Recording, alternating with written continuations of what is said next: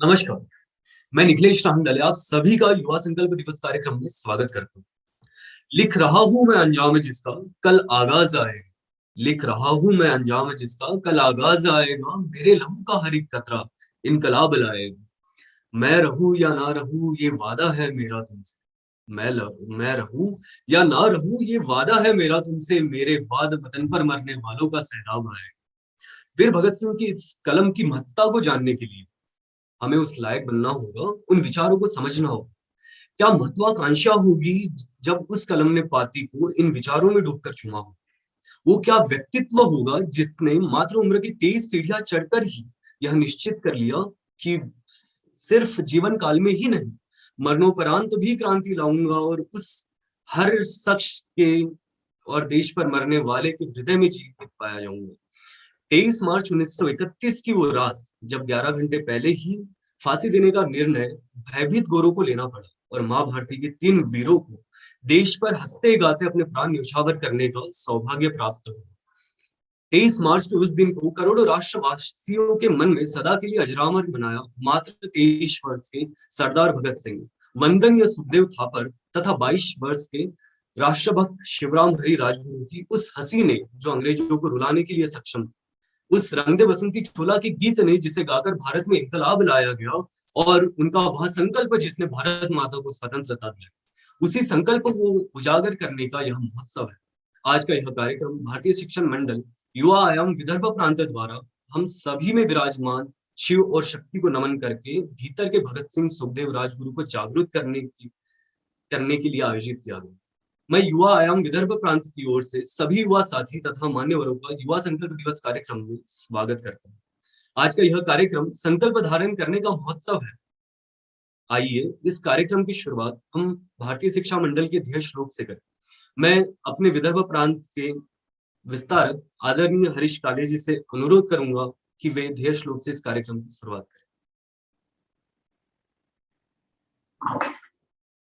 नमस्कार सभी विद्वज्जनों, प्रिय बंधु और भगिनियों को मेरा सादर प्रणाम। भारतीय शिक्षण मंडल का ध्येय श्लोक तत्कर्मण्य बंधाय साविध्याया विमुक्तये आयासाया परम कर्म विद्यान्या शिल्प नैपुण्यम। ये विष्णु पुराण का श्लोक है। इसका अर्थ कर्म वही है जो बंधन में ना बांधे, विद्या वही है जो मुक्त करे, अन्य सभी कर्म व्यर्थ का परिश्रम व अन्य सभी अध्ययन मात्र कारीगिरी। धन्यवाद। धन्यवाद हरीश जी। अब मैं आयुर्वेद में स्नातक की शिक्षा ग्रहण कर रहे युवा आयाम के मेरे साथी श्री चेतन कुमावत जी को निवेदन करता हूँ कि वे संगठन का ध्येय वाक्य उच्चारण करें।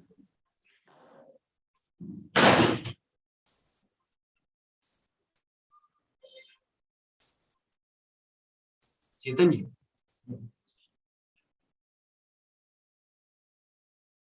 राष्ट्रीय पुनरुत्थान के लिए प्राथमिक से लेकर उच्च शिक्षा तक संपूर्ण शिक्षा को भारतीय मूल्यों पर आधारित भारतीय संस्कृति की जड़ों से पोषित तथा भारत केंद्रित बनाने हेतु नीति, पाठ्यक्रम तथा पद्धति में भारतीयता लाने के लिए आवश्यक अनुसंधान, प्रबोधन, प्रशिक्षण तथा प्रकाशन और संगठन करना भारतीय शिक्षण मंडल का ध्येय है।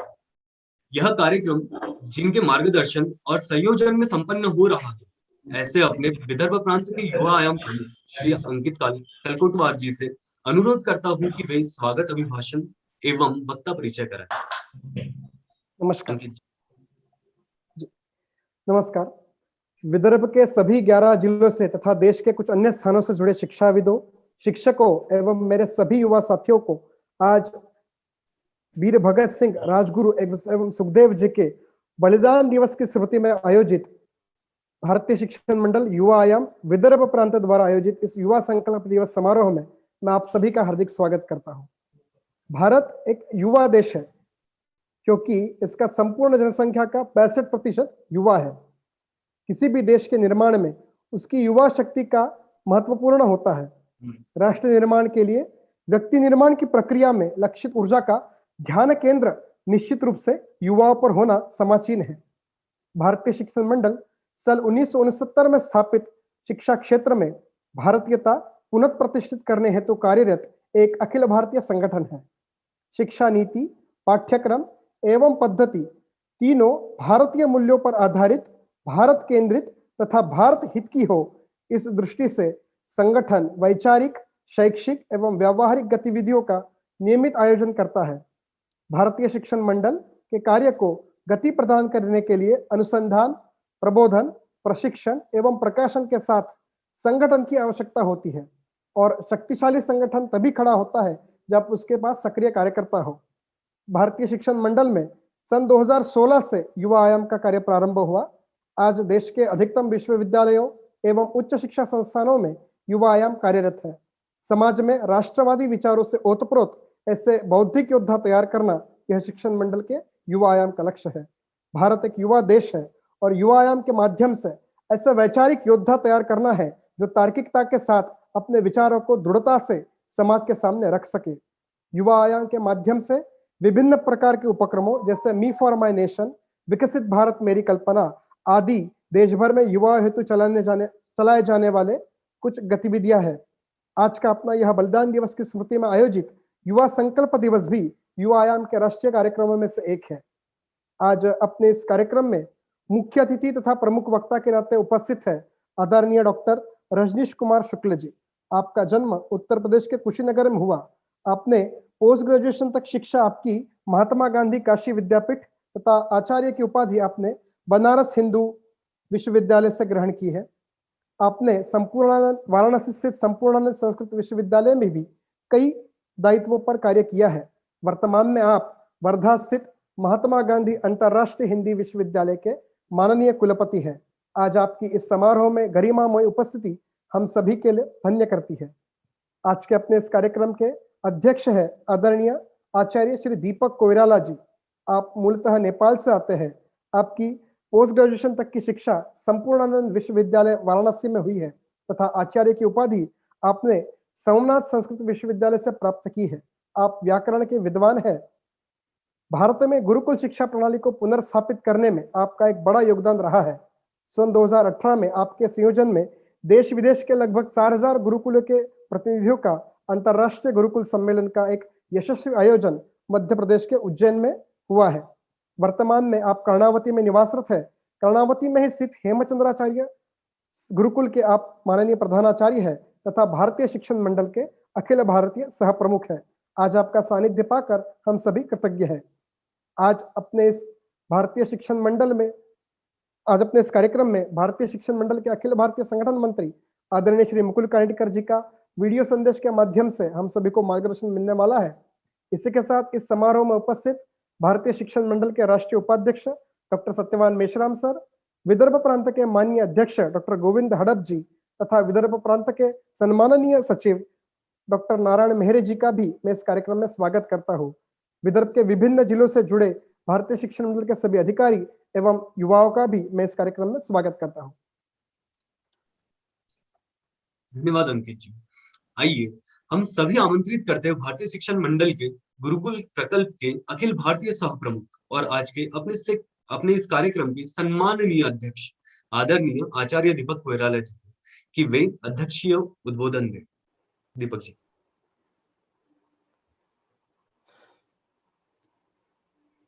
गुरुर्ब्रह्मा गुरुर्विष्णु गुरुर्देवो महेश्वरः गुरुः साक्षात् परब्रह्म तस्मै श्री गुरवे नमः।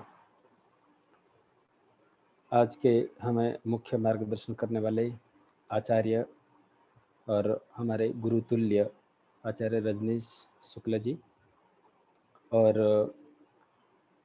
आज हमें वीडियो संदेश के माध्यम से मार्गदर्शन करने वाले माननीय मुकुल जी और इस युवा आयाम के द्वारा जो कार्यक्रम आयोजित हुआ और जिन्होंने एक संयोजन के रूप में हमारे मित्र अंकित जी और हड़प सर, नारायण मेहरे जी, आप सभी को क्रमशः चरणों में प्रणाम, नमस्कार और स्वागत है। आज ये युवा संकल्प के दिवस पर इतना विशाल और अच्छा कार्यक्रम का आयोजन युवा आयाम ने किया और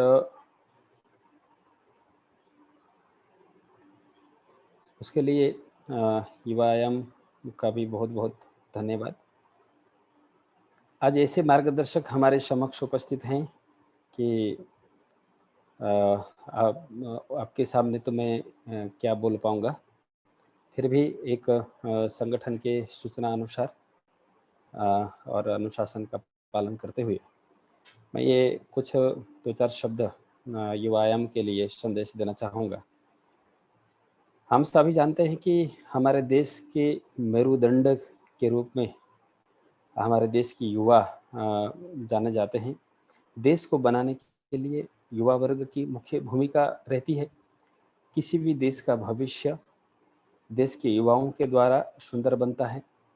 हमारा देश युवाओं का ही देश है, ऐसे हम विश्व में जाने जाते हैं।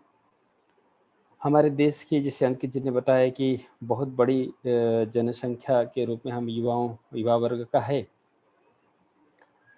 और भारत देश को, जो आज़ाद भारत में हम सभी ने जन्म लिया और आज हम अपने अपने क्षेत्र में साधना कर रहे हैं, ऐसे आज़ादी दिलाने वाले चाहे भगत सिंह जी हों, सुभाष चंद्र जी हों और तमाम स्वतंत्र संग्रामी ऐसे सभी युवान थे, और जिन्होंने देश के नाम अपना जीवन समर्पित कर दिया। भारतीय युवा ने देश को कहाँ से कहाँ तक पहुँचाया। युवाओं के चलते ही देश ने इतनी तेज़ी से विकास किया है। लेकिन हम कहीं न कहीं हमारे मन में प्रश्न रहता है कि आज का भारतीय युवा यथार्थ रूप में, मतलब भारतीय दृष्टि से, जैसे युवायाम का मुख्य उद्देश्य है कि आज का युवा भारत को केंद्र में रख के सोचे, भारत केंद्रित विचार करे। तो इस विषय को लेके भी कई प्रश्न हुए, समाज में आवश्यकता लगी, तब युवायाम की रचना हुई और तेजी से आज युवायाम उस क्षेत्र में सफल कार्य भी कर रहा है।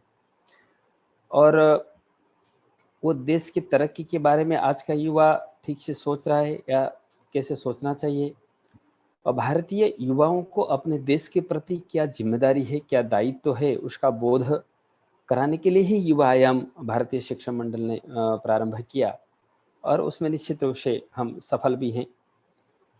अब समय आ गया है, देश के युवाओं को अपनी जिम्मेदारी समझनी होगी। विकासशील से विकसित देश बनाने के लिए सामाजिक, आर्थिक, राजनीतिक और प्रशासनिक विषयों में रुचि लेकर के एक सशक्त, मजबूत राष्ट्र की कल्पना करनी होगी। वो युवाओं के बिना असंभव है। ऐसे हमारे तमाम ऋषि, सन्यासी, संतों ने, स्वामी विवेकानंद जी से लेकर कई संतों ने इस विषय में हमें मार्गदर्शन भी किया है। पढ़ते समय, हमें गुरुकुल में पढ़ते समय हमारे गुरुजन भी कहा करते थे कि हम पूछते थे कि ये ब्रह्मचर्य आश्रम के विषय में चर्चा करते थे, युवाओं के विषय में जब चर्चा प्रश्न करते थे, तो हमेशा हमें गुरुजी कहा करते थे कि कई देश में विचारधाराओं के विषय में भी हम जिज्ञासा रखते थे। तब कहते थे कि विद्यार्थियों का जो ब्रह्मचर्य आश्रम है, 25 वर्ष तक का ब्रह्मचर्य आश्रम रहता है, वो युवा की दृष्टि से देखते थे और कहते थे कि हमेशा ब्रह्मचर्य आश्रम में छात्रों को कम्युनिस्ट जैसा होना चाहिए। वैदिक कम्युनिस्ट का वो डेफिनेशन देते थे। कम्युनिज्म क्या है, वो वैदिक ढंग से बहुत आदर्श तरीके से हमें समझाते थे। तो कैसे कम्युनिस्ट के उसमें एक लंबी व्याख्या मार्गदर्शन करते थे।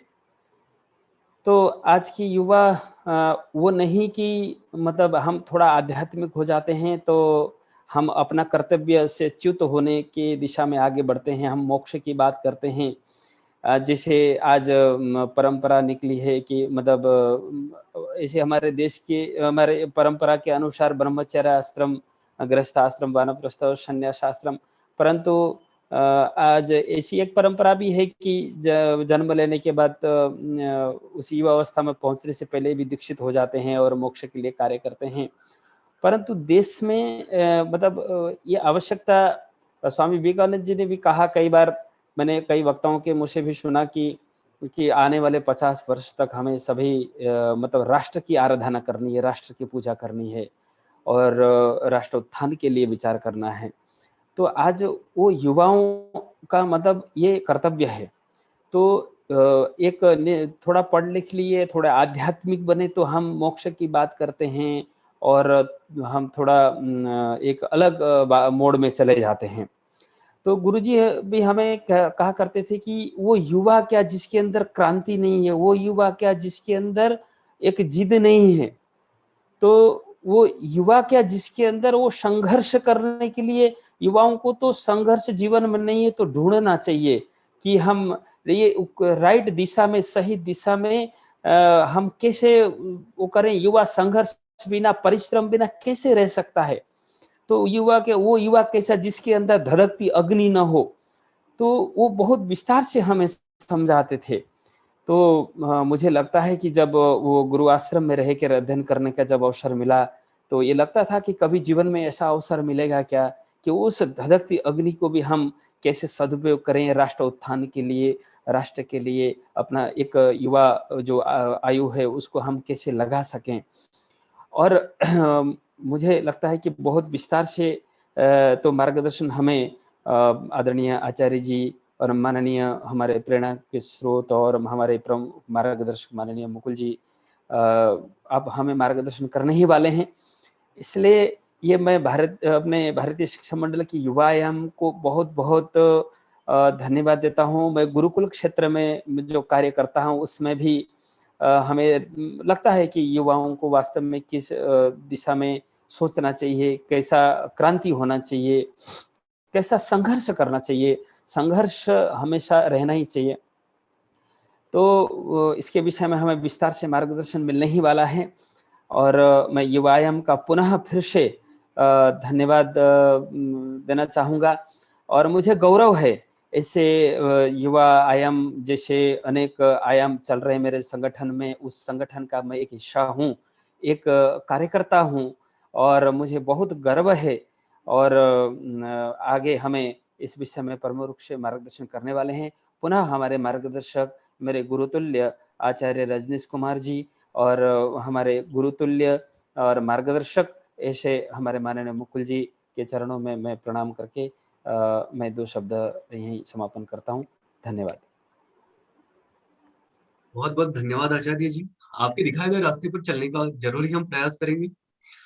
हम इस कार्यक्रम में जिनके उद्बोधन को सुनने हेतु उत्सुक हैं, ऐसे आज के अपने प्रमुख अतिथि एवं वक्ता आदरणीय डॉक्टर रजनीश कुमार शुक्ल जी से मैं विनम्र अनुरोध करता हूँ कि वे एकल गीत के पश्चात अपनी ओजस्वी वाणी से हम सभी का मार्गदर्शन करें। एकल गीत हेतु मैं हमारे चंद्रपुर जिले के भाई श्री प्रणीत हिवरे जी से अनुरोध करता हूँ कि वे एकल गीत प्रस्तुत करें। प्रणीत जी। उपस्थित सभी मान्यवरों को मेरा सादर नमस्कार। मैं आपके सामने प्रस्तुत करता हूँ गीत नवीन पर्व के लिए नवीन प्राण चाहिए। नवीन पर्व के लिए नवीन प्राण चाहिए, नवीन प्राण चाहिए। नवीन पर्व के लिए नवीन प्राण चाहिए, नवीन प्राण चाहिए। स्वतंत्र देश हो गया प्रभुत्वमय दिशामही, स्वतंत्र देश हो गया प्रभुत्वमय दिशामही। निशा कराल टल चली स्वतंत्र माँ विभामही। मुक्त मातृभूमि को नवीन मान चाहिए, नवीन मान चाहिए। नवीन पर्व के लिए नवीन प्राण चाहिए, नवीन प्राण चाहिए। चढ़ रहा निकेत है कि स्वर्ग छू गया सरल, चढ़ रहा निकेत है कि स्वर्ग छू गया सरल। दिशा दिशा पुकारती के साधना करो सफल। मुक्त गीत हो रहा, मुक्त गीत हो रहा, नवीन राग चाहिए, नवीन राग चाहिए। नवीन पर्व के लिए नवीन प्राण चाहिए, नवीन प्राण चाहिए। युवक कमर कसो के कष्ट कंटकों की राह है, युवक कमर कसो के कष्ट कंटकों की राह है। प्राणदान का समय उमंग है, उत्साह है। पगों में आंधियां भरे, पगों में आंधियां भरे, प्रयाण गान चाहिए, प्रयाण गान चाहिए। नवीन पर्व के लिए नवीन प्राण चाहिए, नवीन प्राण चाहिए। नवीन पर्व के लिए नवीन प्राण चाहिए, नवीन प्राण चाहिए। नवीन प्राण चाहिए, नवीन प्राण चाहिए। धन्यवाद। धन्यवाद। रजनीश जी।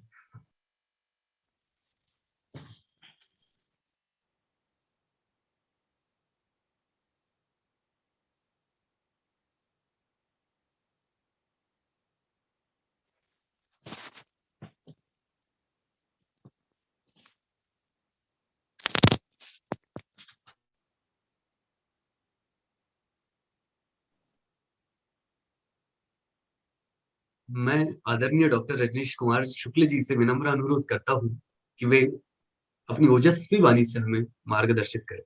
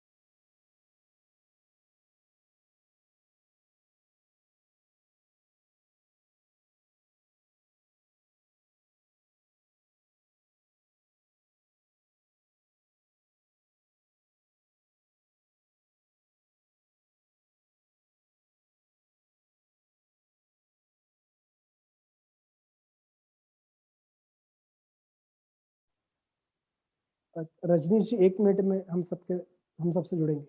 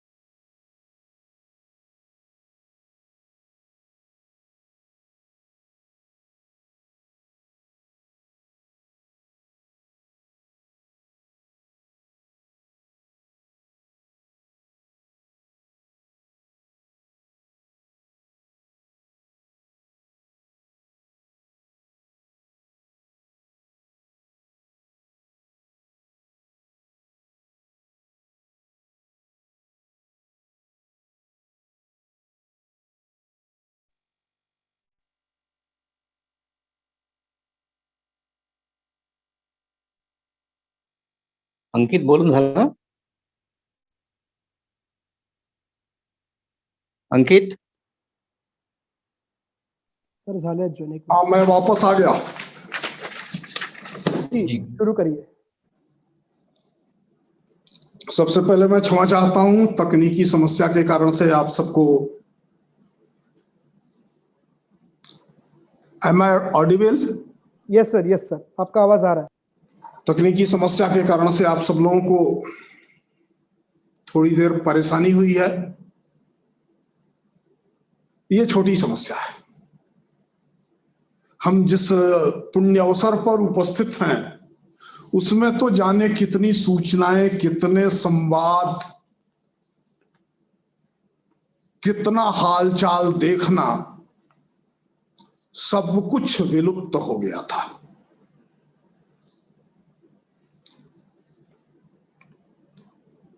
और एक बड़े उद्देश्य पर मजबूती के साथ अपनी आवाज सुनाने के लिए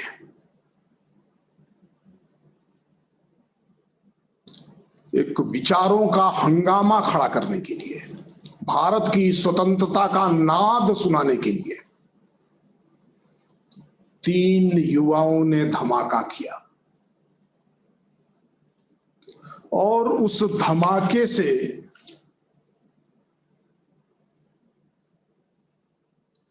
ब्रितानी हुकूमत के कान के पर्दे फट गए और न्याय की आवाज सुनाई देनी उनको बंद हो गई। उन्होंने धुआं और धमाके को राज पर आक्रमण मानते हुए 3 नौजवानों को फांसी चाही।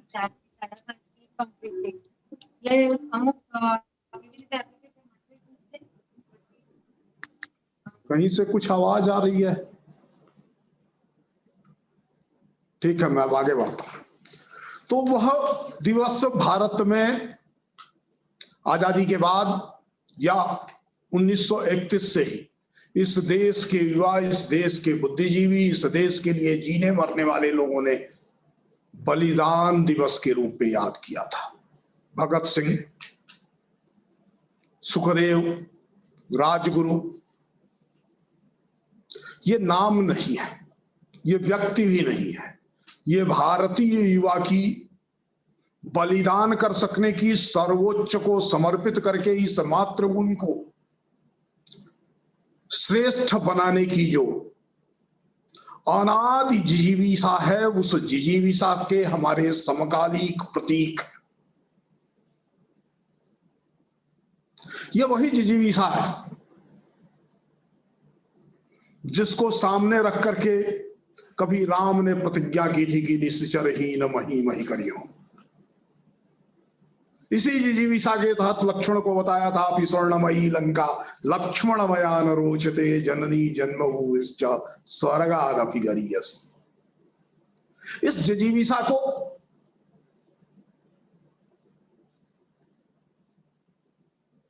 भारत के पूर्व प्रधानमंत्री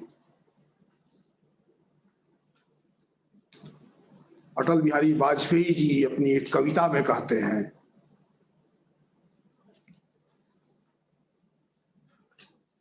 आंखों में मां के वैभव के सपने, पांवों में तूफानों की गति हो, राष्ट्रभक्ति का ज्वार न रुकता आए जिस जिस में हिम्मत हो। सफलता असफलता को दरकिनार करते हुए भारत को वैभव संपन्न बनाना, भारत को श्रेष्ठ बनाना, भारत को विश्व का अग्रगण्य बनाना, यह जो युवा संकल्प है अनादिकाल से, उसको सामने रखते हुए कहते हैं, युवक हार जाते हैं लेकिन यौवन कभी न हारा, एक निमिष की बात नहीं है यह चिर संघर्ष हमारा। मां भारती को, भारत माता को श्रेष्ठतम बनाने के लिए स्वतंत्रता पहली शर्त। स्वतंत्रता में सभी भारतवासी एक साथ आए, एक साथ सहभागी हों, अपना सर्वोत्तम योगदान करें और भारत को श्रेष्ठतम राष्ट्र बनाएं, ये इसको दूसरी शर्त है। निश्चित रूप से हम आज बलिदान दिवस पर एकत्रित हैं। कृतज्ञ मन, नत शीर, अश्रुपूरित नेत्र, विह्वल हृदय और उन्नत भाल के साथ मां भारती के इन महान सपूतों के प्रति अपनी सर्वोच्च श्रद्धा समर्पित कर रहे हैं। क्योंकि यह देश यह मानता है कि सौभाग्यशाली हैं वो लोग जिनको देश के लिए मरने का अवसर प्राप्त होता है। सौभाग्यशाली हैं वो लोग जिन्हें भारत की सीमाओं पर या भारत के अंदर भारत की सुरक्षा के लिए, भारत की स्वतंत्रता के लिए, भारत के वैभव के लिए, भारत में अत्याचार के विरुद्ध संघर्ष करते हुए प्राण गंवाने का अवसर प्राप्त हुआ। और ऐसे सौभाग्यशाली लोग हर वर्ष सैकड़ों हैं, बिना युद्ध के बाद भी सीमाओं पर जान गंवाते हैं। देश के अंदर अराजकतावाद से लड़ते हुए, अपराध से लड़ते हुए, आतंकवाद से लड़ते हुए मां भारती के लिए अपना शीश चढ़ाने वाले युवाओं की एक बड़ी संख्या है। आज का दिन ऐसे सभी परम बलिदानियों की भी पर पुण्य स्मरण का दिन है। यह बलिदान दिवस इसलिए है कि युवा ही बलिदान करता है। यह बलिदान दिवस इसलिए है कि बलिदान दुर्घटनाओं से नहीं होता है, बलिदान सोच समझ करके होता है। मालूम था इन तीनों को कि वो जो करने जा रहे हैं, असेंबली में जो धमाका करने जा रहे हैं, उस धमाके की अंतिम परिणति उनको फांसी पर चढ़ाना है, उनको तोप से उड़ाया जाना, उन्हें गोलियों से उड़ाया जाना। लेकिन ये जानते हुए भी इस ब्रितानी हुकूमत के सामने धमाका करना चाहिए, उन्होंने किया था और वो वक्त की जरूरत थी। इस प्रकार के हजारों हजार लोग हैं, लाखों लोगों ने जान गंवाया था 1857 के स्वतंत्र समर में, और उसके बाद बलिदान की अगाथा निरंतरता के साथ चलती रही और भारत 15 अगस्त 1947 को आजाद हो गया। बीच में बहुत सारे मतभेद हैं, रास्ते को लेकर के, उपकरणों को लेकर के, आजादी ऐसे मिलेगी, आजादी वैसे मिलेगी, आजादी इस प्रकार से लेना श्रेयस्कर है, उस प्रकार से लेना श्रेयस्कर है। तो तीन रास्ते दिखाई देते हैं हमको। एक ने तय किया था कि आजादी नंगे पांव नंगे सर लाठी टेकते हुए इस देश का जन जन खड़ा होगा, हर गली हर चौराहे पर खड़ा होगा, प्रतिकार करेगा, प्रतिरोध करेगा, स्वदेशी को अपनाएगा, स्वावलंबी बनेगा और भारत आजाद हो जाएगा। एक ने कहा कि इस अत्याचारी शासन को मुक्त करने की, इससे मुक्ति प्राप्त करने के लिए, इसको भगाने के लिए जरूरत के हिसाब से सभी संसाधन अपनाएंगे, वैचारिक जागरण करेंगे और बम गोली भी चलाएंगे। तो एक ने कहा कि सेना के बल पर इसने भारत के अंदर शासन कर रखा है, इसलिए हम भारतीय युवाओं की सैन्य शक्ति के द्वारा इस देश पे, इस देश के लोगों का आजाद भारत का, आजाद हिंदुस्तान का शासन स्थापित करेंगे। एक देश के अंदर लड़ रहे थे भिन्न भिन्न स्थानों पर 450 से अधिक संगठन क्रांतिकारी आंदोलन में लगे हुए थे।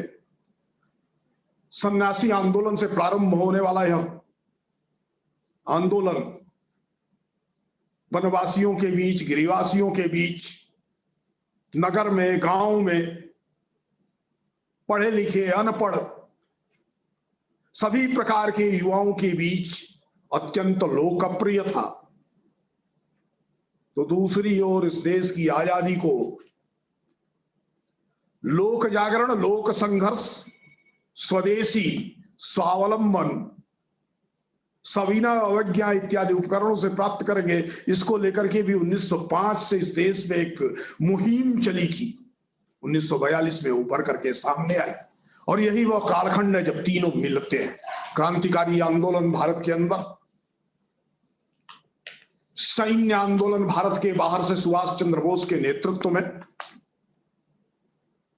गांधी के नेतृत्व में अहिंसक प्रतिरोध का सविनय अवज्ञा आंदोलन, समाज में सर्वत्र सिविल नाफरमानी के, अंग्रेजों का शासन नहीं मानना है, उनके कानून नहीं माने, सबका बहिष्कार करना है, सबको उखाड़ फेंकना है, इसके साथ जन जन का जागरण, ये सब तीनों साथ आते हैं और भारत आजाद होता है। लेकिन 15 अगस्त 1947 को जो आजादी मिली थी वैसी आजादी लक्ष्य नहीं थी। फिर अटल जी की कविता की पंक्ति याद करेंगे, रावी की शपथ अधूरी है, गिलगित याद आ रहा है, हिंदुकुश की चोटियां अभी भी भारत की आजादी से बाहर है। इसलिए रावी की शपथ, और रावी की वो शपथ रावी के इस पार से नहीं थी, रावी के उस पार से थी, लाहौर से थी। वो शपथ अधूरी रही। तथापि भारत को राजनीतिक आजादी मिली। भारत ने अपना विधान स्वीकार किया, अपना शासन स्वीकार किया, अपना पंत प्रधान स्वीकार किया। भारत चल पड़ा प्रगति के रास्ते पर जैसा सपना देखा था इन शहीदों ने, जैसा देश बनाना चाहते थे, जिस प्रकार की रचना खड़ा करना चाहते थे समाज जीवन में, क्या वैसा भारत आजादी के 75 वर्ष होने जा रहे हैं? 75 सप्ताह बाद जब भारत आजादी का 75वां वर्ष मनाएगा, हीरक वर्ष आयोजित करेगा, तो हम यह कह सकते हैं इस देश के अगणित शहीदों ने, भारत मां के असंख्य बेटों बेटियों ने जिस हेतु अपने प्राण गंवाए थे, जिस सपने के साथ अपने को निछावर किया था, उस सपने को हम 75 वर्षों में पार कर सके? शायद इसका उत्तर मौन और आंखों में आंसू के सिवाय और कुछ भी ना होगा। ऐसा क्यों हुआ? ऐसा हुआ कि आजादी के साथ हमने लक्ष्य खो दिया।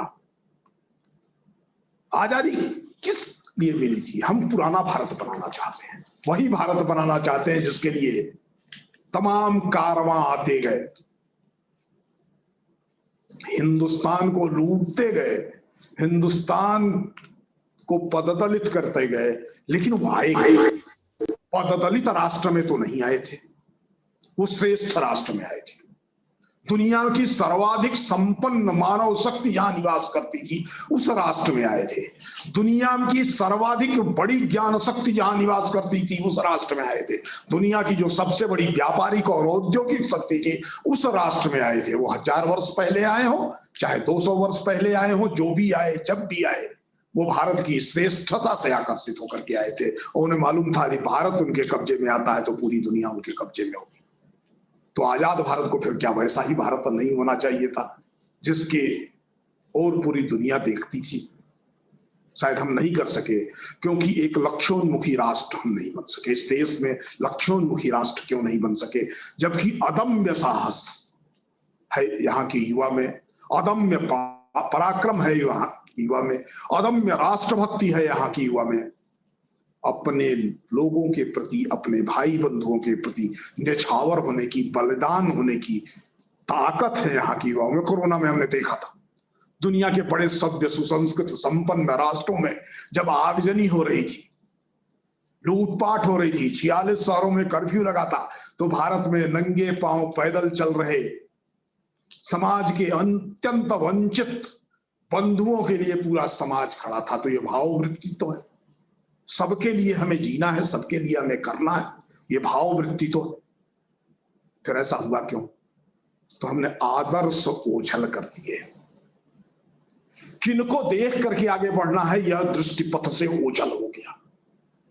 किन लोगों के द्वारा भारत महान बनेगा यह जानकारी हम नहीं कर सके। आज अवसर आया है, आज वह समय आया है जब भारत को फिर से बनाना है। बलिदान दिवस अगर युवा संकल्प का दिवस है तो इस अवसर पर मैं एक बात कहूंगा कि देश के लिए मरने का सौभाग्य बहुत कम लोगों को प्राप्त होता है। ऐसे सौभाग्य के क्षण सबके जीवन में नहीं आते हैं।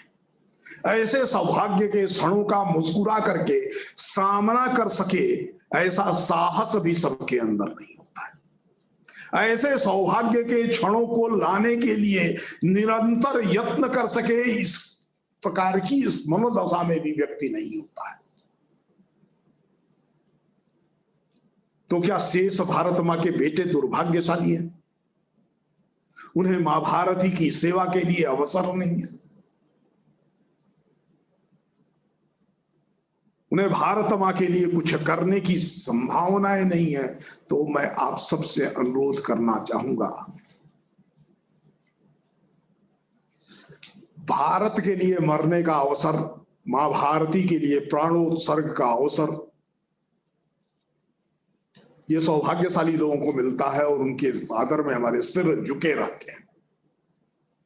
उनकी स्मृति में हम गाते रहते हैं, शहीदों की चिताओं पर लगेंगे हर बरस मेले, वतन पे मरने वालों का बाकी यही निशाओं का। लेकिन वतन के लिए जीना, भारत के लिए जीना, हर रोज जीना, हर क्षण जीना, ये हर भारतवासी के लिए संभव है। और जो भारत के लिए जी रहा है, भारतवासियों के लिए जी रहा है, इस देश के लिए जी रहा है, भारत मां को परम वैभव तक पहुंचाने के लिए जी रहा है, वह भी परम सौभाग्यशाली है।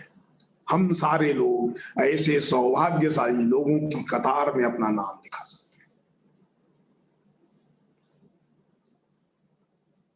और यह बड़ा बलिदान है।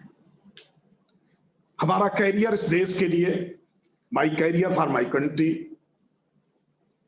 माई अचीवमेंट्स फॉर माई नेशन, मेरा जीवन वतन के लिए,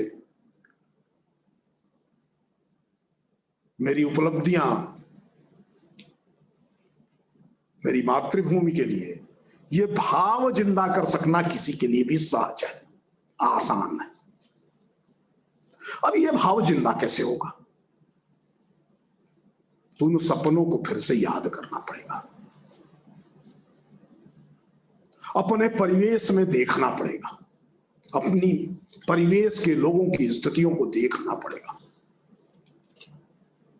दुनिया में उन राष्ट्रों की तरफ भी झांकना पड़ेगा जो राष्ट्र हमारे साथ उदित होते हैं, और वहां के युवाओं के संकल्प के कारण, वहां के युवाओं के राष्ट्रीय भाव के कारण, राष्ट्र के प्रति उनके समर्पण के कारण से आज वो दुनिया के प्रथम क्रमांक के राष्ट्र बने।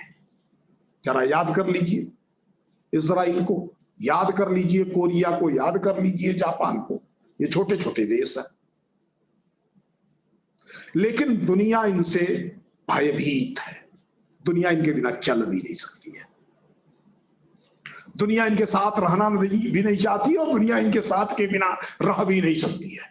ये परिस्थिति, इस प्रकार की ताकत, इस प्रकार की अपनी अपरिहार्यता और श्रेष्ठता को सिद्ध करने का जो काम हुआ है, वहां उस देश के युवाओं के द्वारा हुआ है। हमने भारत के लोगों के लिए, भारत की जन की आकांक्षाओं को समझते हुए, जानते हुए अपने जीवन में कुछ किया है क्या?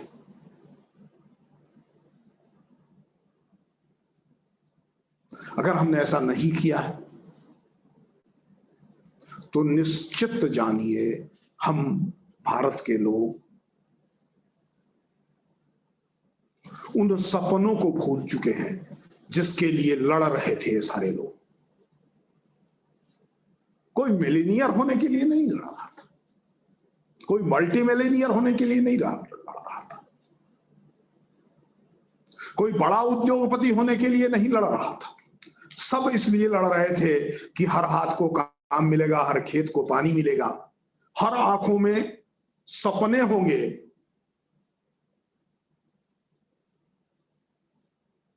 हर घर में सामंजस्य होगा, हर गांव में सुख होगी, समृद्धि होगी, शांति होगी। हम अपना प्रधान बनाएंगे, अपना विधान बनाएंगे, अपने लोगों के जीवन को बेहतर बनाएंगे, सुखमय बनाएंगे।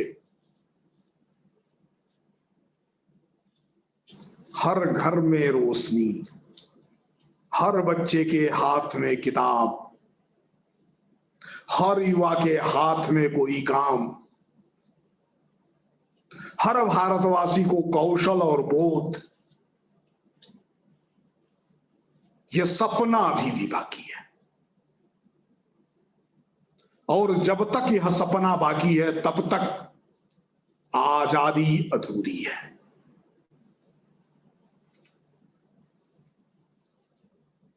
मुझे जयशंकर प्रसाद की पंक्तियां याद रही है। हिमाद्रि तुंग सुंग से प्रबुद्ध शुद्ध भारती, स्वयं प्रभा स्वतंत्रता पुकारती पुकारती। अमृत पुत्र दृढ़ प्रतिज्ञ सो चलो, दृढ़ प्रतिज्ञ हो, बढ़े चलो बढ़े चलो।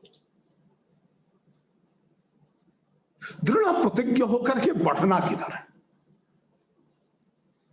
स्वतंत्रता केवल राजनैतिक नहीं है, स्वतंत्रता स्वराज है, स्वतंत्रता स्वबोध है।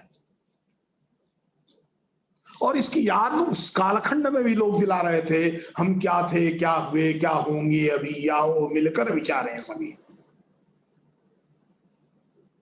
बहुत सा उत्थान पतन का रास्ता इस राष्ट्र ने देखा है।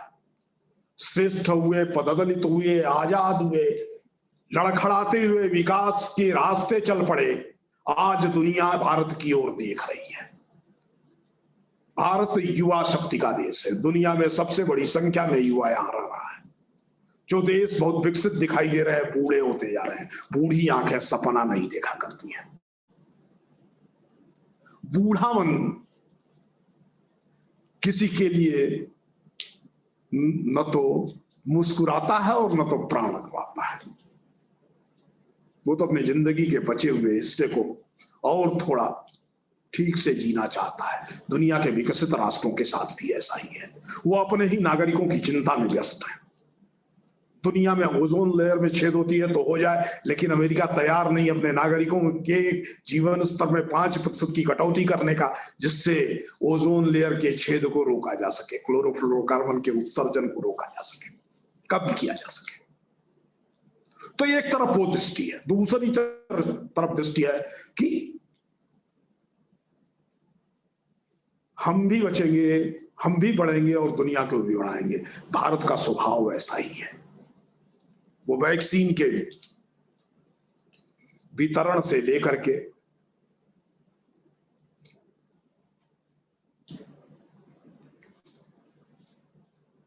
दुनिया भर में शांति सेना भेजने तक भारत ने जो किया है उसका उदाहरण है। भारतीय युवा में अदम्य साहस है, अद्भुत मेधा है,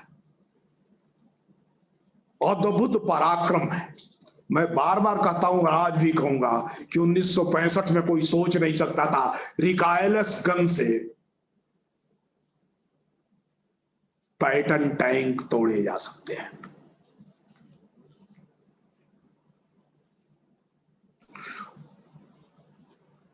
और 2019 में कोई सोच नहीं सकता था कि मिग विमानों से F-16 गिराया जा सकता है। भारतीय युवा ने दोनों करके दिखाया। अजेय माने जाने वाले इन संसाधनों को हमारे मेधा, कौशल और पराक्रम के सामने ये अजेय नहीं है, इसको साबित करके दिखाया है। यह असंभव को संभव कर देने वाले कारनामे हैं।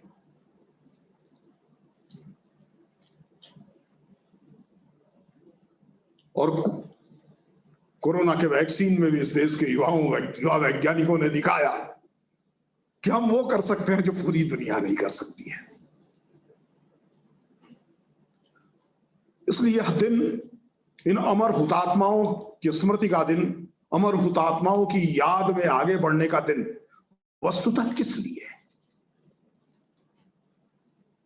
हम देश के लिए क्या कर सकते हैं? हम देश के लिए कुछ संकल्प ले रहे हैं। हम देश के लिए अपने कैरियर का सदुपयोग करना चाहते हैं। अपने परिवार, अपने समाज, अपने परिवेश की आकांक्षाओं का पूरा करते हुए संपूर्ण भारत की आकांक्षाओं को पूरा करने वाले व्यक्ति के रूप में अपना योगदान सुनिश्चित करना चाहते हैं। तो आज का दिन हमारे लिए वस्तुतः युवा संकल्प का दिन है।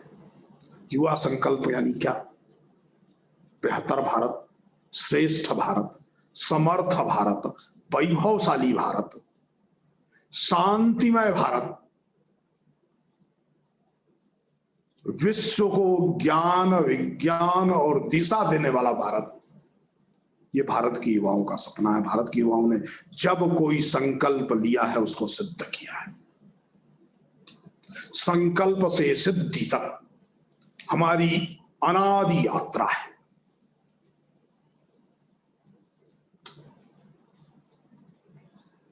नंगे पांव बनवासी युवा राम ने तय किया कि त्रिलोक विजयी रावण की शक्ति के शासन का अंत करना है, राक्षसी सभ्यता और संस्कृति का नाश करना है।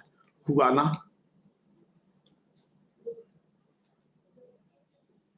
गाय चराने वाले कृष्ण ने तय किया कंस की अराजकता से जनता को मुक्ति दिलानी है, कंस के अत्याचारों से अपने लोगों को मुक्त करना है। हुआ ना? किशोर अभिमन्यु ने तय किया है कि क्या फर्क पड़ता है कि पिता नहीं है कि पिता वहां नहीं है। यदि दुश्मनों ने चक्रव्यूह बनाया है तो उसका भेदन करेंगे।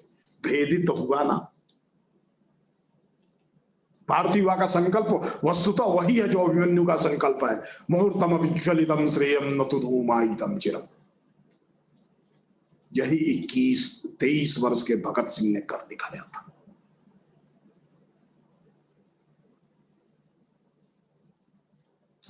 यही सुखदेव थापर और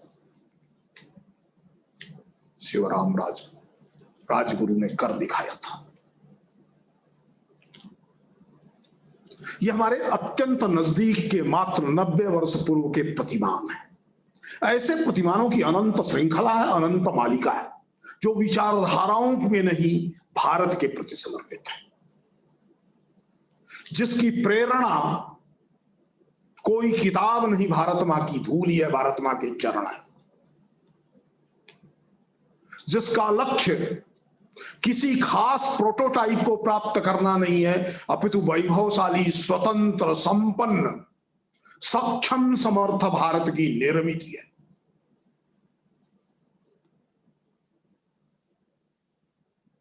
इसने जब जब संकल्प लिया है, संकल्प पूरा करके दिखाया है।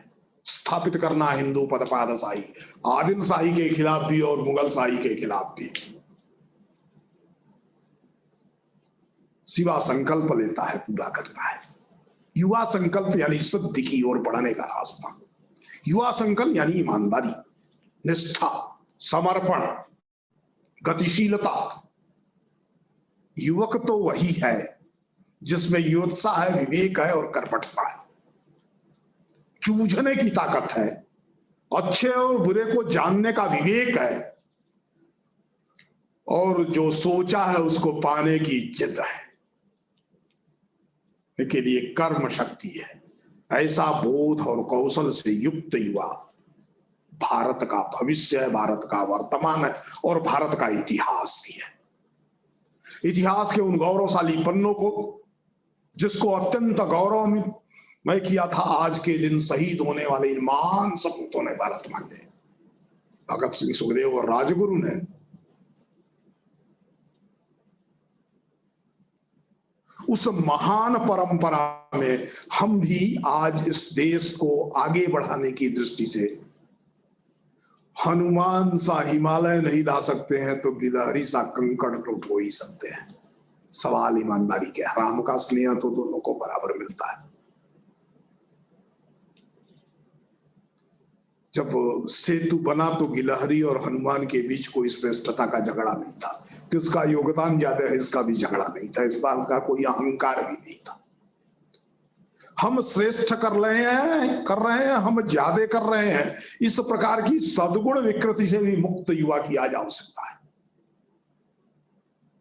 और साथ ही साथ ऐसे युवा की भी आवश्यकता है जो सच कहने का साहस रखता हो और सच पर आगे बढ़ने की क्षमता रखता हो। इस देश के युवा का इतिहास, इस देश के युवा का वर्तमान और इस देश के युवा का भविष्य, ये एक साथ इस देश के लिए, समाज के लिए, अपने परिवेश के लिए किस प्रकार से बनेगा और क्यों कर बनेगा, इन दोनों ही बातों को समझने का, इन दोनों ही बातों को जानने का, मानने का और वैसा बनने का आज दिन है।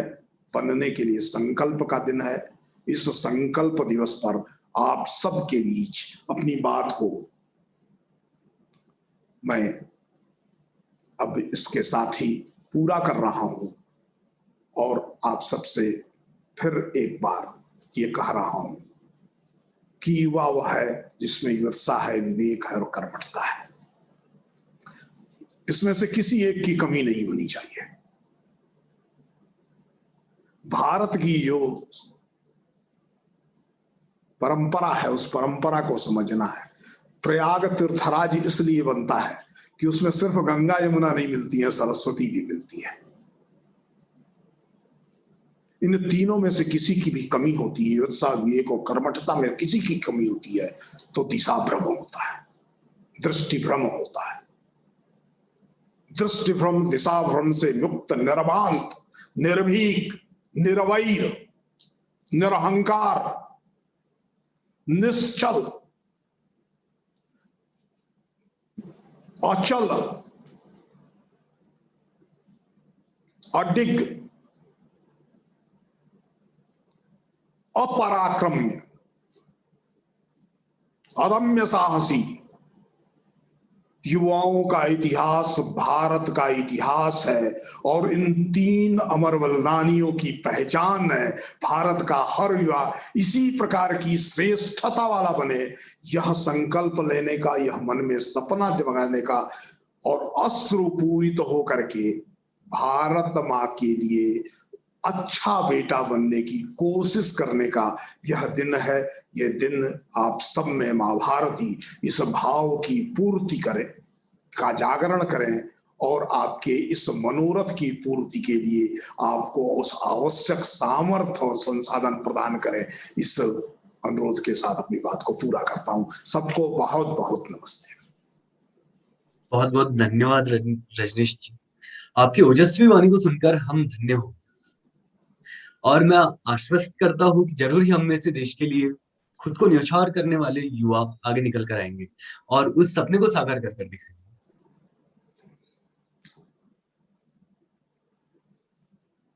आइए अब हम सुनते हैं इस युवा संकल्प दिवस के अवसर पर भारतीय शिक्षण मंडल के अखिल भारतीय संगठन मंत्री आदरणीय श्री मुकुल कनिटकर जी का वीडियो संदेश।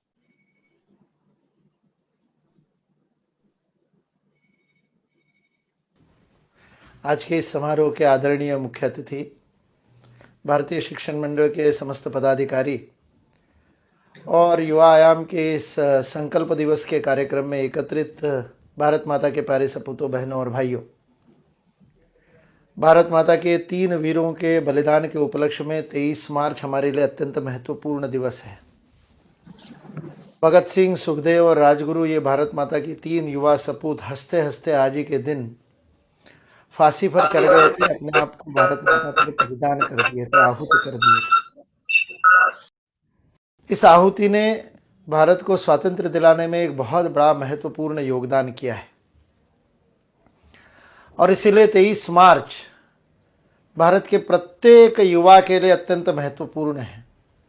भारतीय शिक्षण मंडल का युवा आयाम, जिसका मूल उद्देश्य वर्तमान जीवन में चल रहे वैचारिक संघर्ष के लिए बौद्धिक योद्धा तैयार करना है, वह अपने एक महत्वपूर्ण उत्सव के रूप में इस वीरों के बलिदान दिवस को, हुतात्मा दिवस को संकल्प दिवस के रूप में युवाओं के बीच में मनाता है।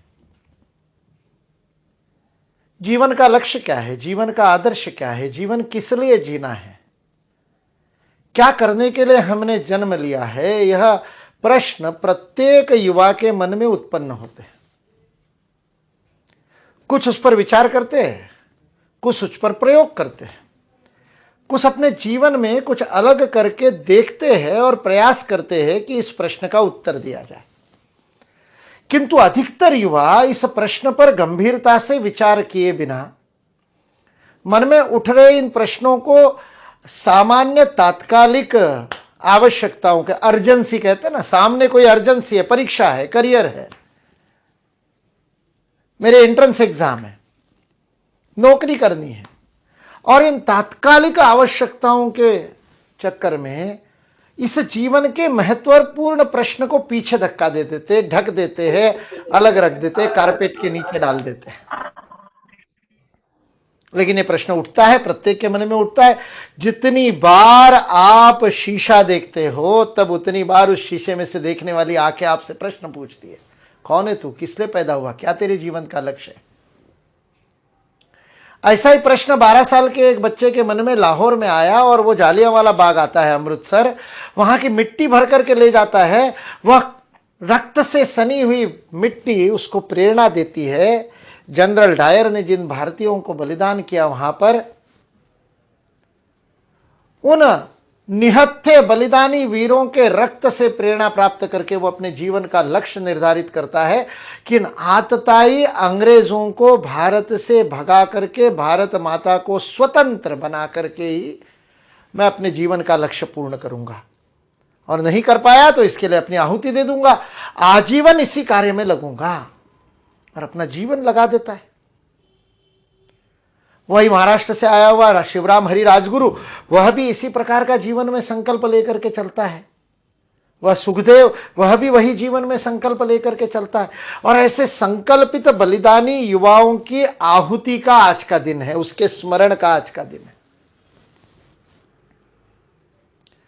जीवन की बाजी लगा देना, जीवन को आहुत कर देना, जीवन को समर्पित कर देना, जीवन को पूरी तरह से किसी एक उदात्त लक्ष्य के लिए लगा देना, यह यौवन का लक्षण है, यह युवावस्था का परिचय है। और यदि जिसके जीवन में यह लक्ष्य नहीं है, वह फिर 16 साल का हो, 18 साल का हो, 20 साल का हो, 25 साल का हो, 40 साल का हो, वह वृद्ध है, युवा नहीं है। वह गणित करता रहता है, वह गणना करता है क्या करने से क्या प्राप्त होगा। जो लेन देन का विचार करता है, मैं ऐसा करूंगा तो क्या मिलेगा, उसे युवा नहीं मानता मैं। भगत सिंह गणित करता तो, चंद्रशेखर आजाद गणित करते तो, उनका गणित ही अलग था। उनका गणित था कि भारत माता के लिए कौन पहले बलिदान करेगा। ऐसे अनेक वीरों के बलिदान से मातृभूमि स्वतंत्र हुई। एक स्वप्न लेकर के वे चले थे। स्वतंत्रता के बाद इस देश का दुर्भाग्य रहा कि यह देश भारत की भारतीयता पर विश्वास करने वालों के हाथ में इसका नेतृत्व नहीं रहा, वो इसके कर्णधार नहीं बने। और बौद्धिक नेतृत्व तो ऐसे लोगों के हाथ में सौंप दिया गया जिनके मन में देशभक्ति की भावना नहीं थी, जो राष्ट्रीयता को, नेशनलिज्म को एक अपराध मानते थे।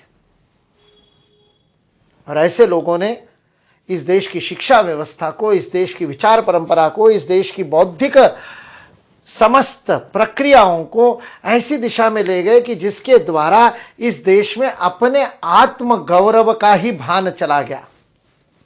उन लोगों ने भगत सिंह को कम्युनिस्ट बना दिया, साम्यवादी बना दिया।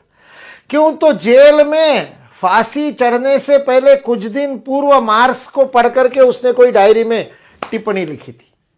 सारा जीवन जिसने आहुति देते समय अपने वाहेगुरु को स्मरण करके, गुरु ग्रंथ साहब का स्मरण करके अत्यंत धार्मिक भावना से जीवन जिया, वह अंतिम काल में सब कुछ करने के बाद जेल के अंदर मार्क्स को पढ़ता है और उसे एक छोटे से डायरी की नोट के आधार पर और पूरी तरह से भगत सिंह की विचारधारा को और मार्क्सवादी विचारधारा बताने का प्रयत्न किया जाता। क्या था भगत सिंह का स्वप्न? कैसा भारत भगत सिंह देखना चाहता था? क्या वह भारत उसी के वैचारिक थाती को अपना बनाने का षड्यंत्र करने वाले उन बुद्धिवादियों ने 70 साल में वैसा भारत दिया क्या? अगर वे कहते हैं कि भगत सिंह का स्वप्न कम्युनिस्ट भारत बनाने का था, तो तुम्हारे ही तो हाथ में शिक्षा व्यवस्था थी। तुमने क्या गौरवशाली भारत दिया? तुमने क्या वैभव संपन्न भारत दिया? तुमने क्या भारत को आत्मनिर्भर बनाने वाली व्यवस्था दी? क्या आत्मविश्वासी नागरिकों का निर्माण इस शिक्षा ने किया? नहीं कर सकते, क्योंकि असत्य पर आधारित ऐसी शिक्षा कार्य नहीं कर सकती। इसलिए भगत सिंह का स्वप्न, एक समतामूलक समाज का स्वप्न तो अवश्य था उसके मन में, किंतु वह समतामूलक समाज वैभव संपन्न हो, सामर्थ्यशाली हो, सारे विश्व में योगदान करने वाला भारत हो। विश्व से कुछ लेने वाला नहीं, भिक्षा मांगने वाला नहीं, दूसरों के ऊपर आश्रित रहने वाला नहीं, अपितु अपने गौरव से, अपने सामर्थ्य से विश्व को देने वाला भारत। यही तो समस्त आहुति करने वाले बलिदानियों का स्वप्न रहा है।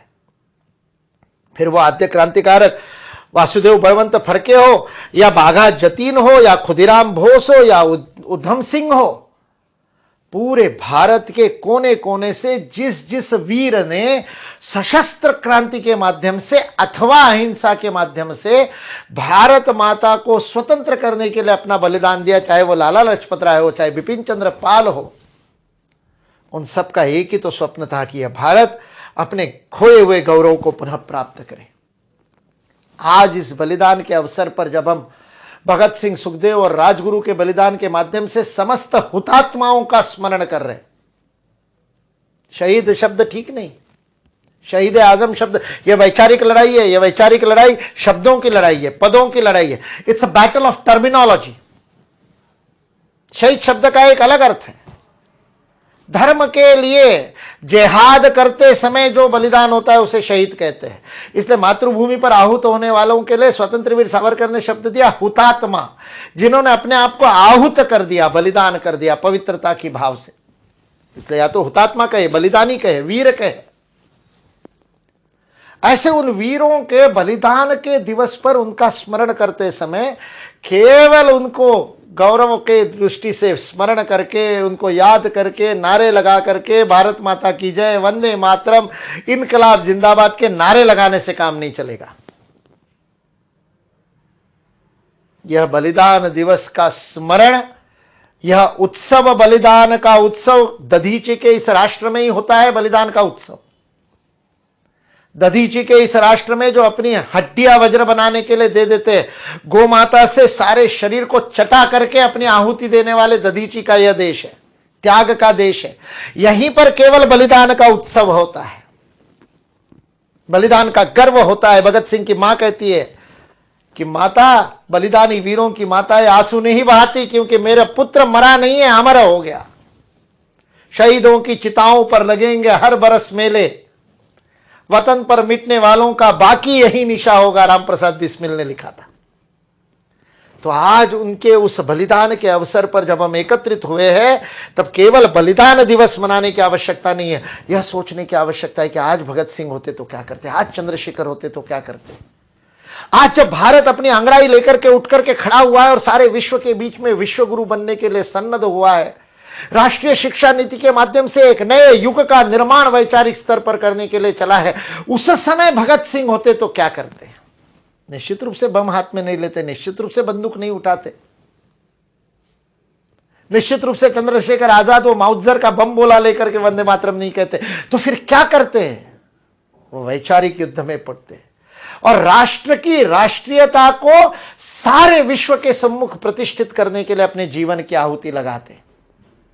वह समय था जिस समय परतंत्र था भारत, इसलिए भारत के लिए मरने की आवश्यकता थी। आज यह राष्ट्र अपने गौरव को पुनः प्राप्त करके आत्मनिर्भर होकर के विश्व गुरु बनने के पथ पर अग्रसर है। हमारे सामने दिखाई दे रहा है कि हमारे आंखों के सामने यह स्वप्न साकार होगा। ऐसे समय में हमको देश के लिए हर क्षण जीने का संकल्प लेने की आवश्यकता है।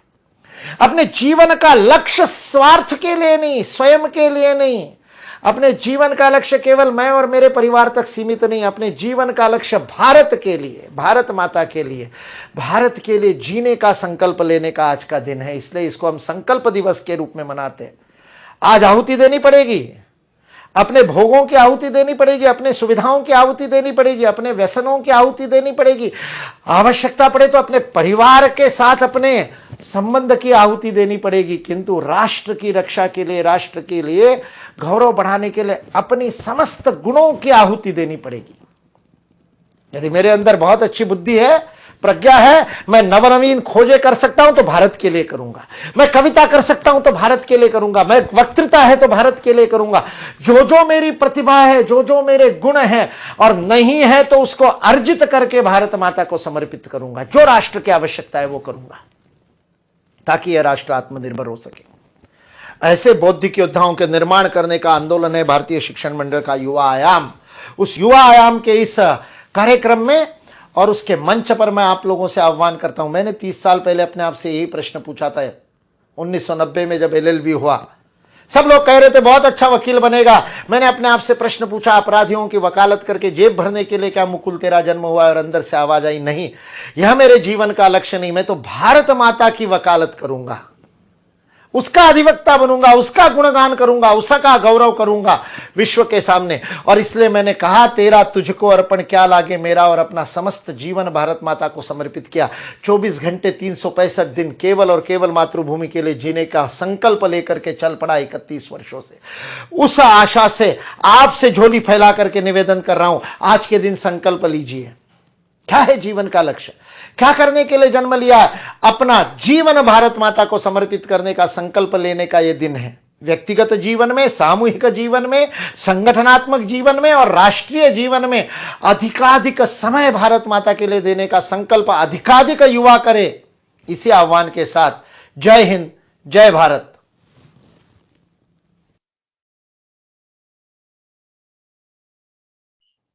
आज इसी प्रेरणामय भाव में अब समय हो चला है कि महान आदर्शों को नमन करके हम आज के मान्यवरों का धन्यवाद करें। मैं धन्यवाद ज्ञापन हेतु आमंत्रित करता हूँ युवा शिक्षक, युवा आयाम के हमारे साथी अमन पांडे जी। अमन जी।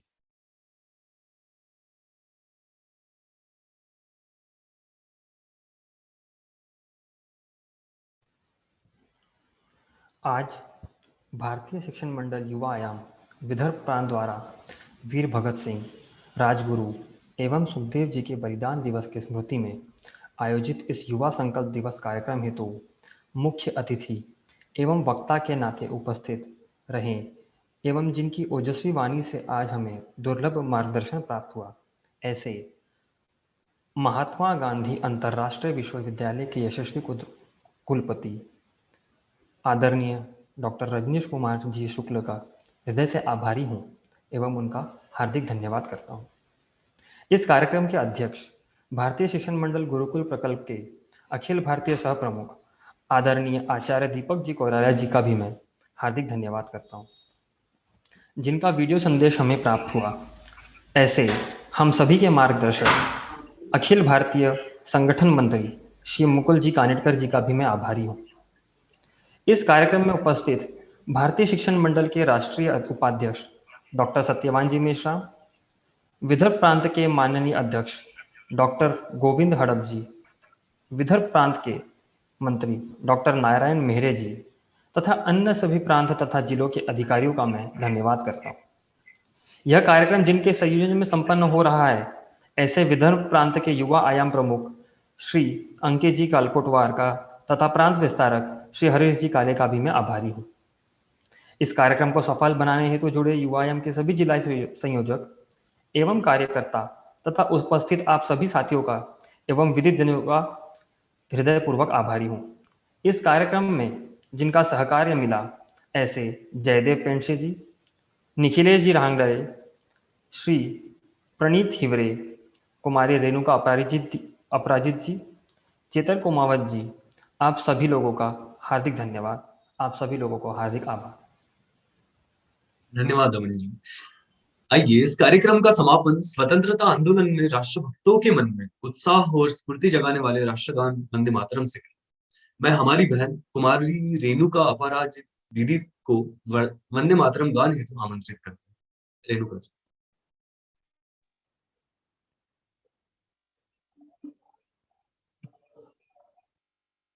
वंदे वंदे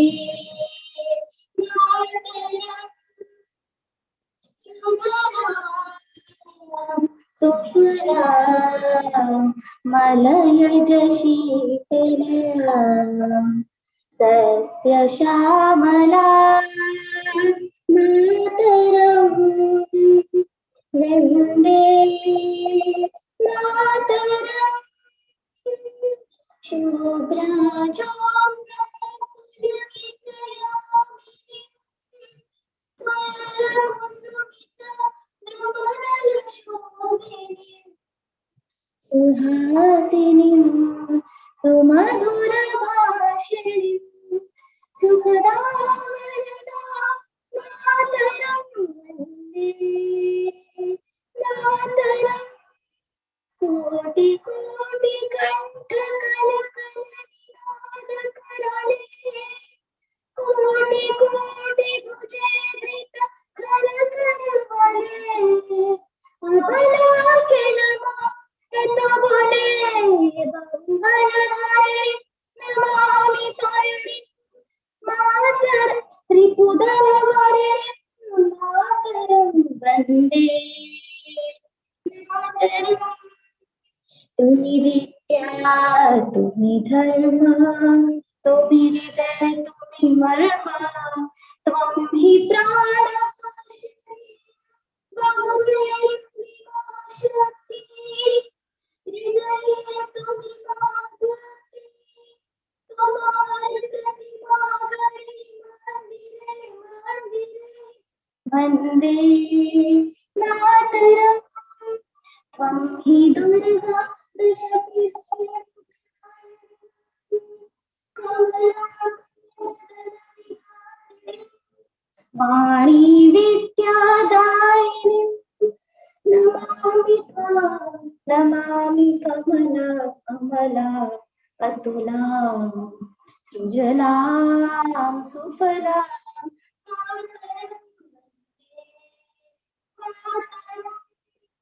श्यामलां